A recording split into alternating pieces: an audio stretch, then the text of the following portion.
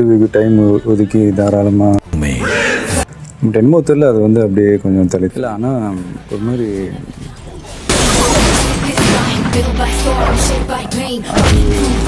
சும்மா நீங்கள் இங்கே இருக்கீங்கன்றதுனால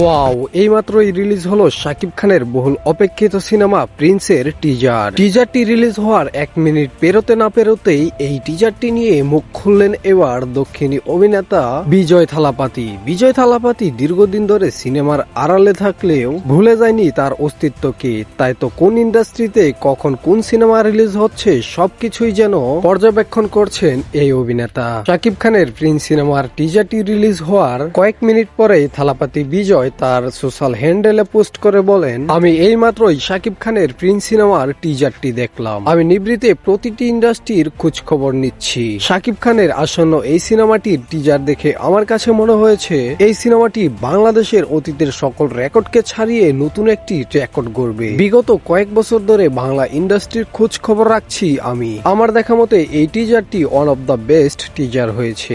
এছাড়াও সত্যি শাকিব খান যেভাবে নিজেকে ডেভেলপ করছে তা ঢালিউড, টলিউড বা বলিউডের অন্য কোনো নায়কই পারেনি। যদি আমার কখনো সুযোগ হয় সিনেমাটি দেখার, তো আমি অবশ্যই দেখব। তারপরও আমি প্রডিউসারদের রিকোয়েস্ট করব জিপ ফাইল আকারে যেন সিনেমাটি আমাকে মেল করা হয়। এবং সকল বিজয় থালাপাতি ভক্তবিন্দু ও শাকিব ভক্তবিন্দুদেরকে আমি জানাতে চাই, আপনারা অবশ্যই সিনেমাটি হলে গিয়ে দেখবেন।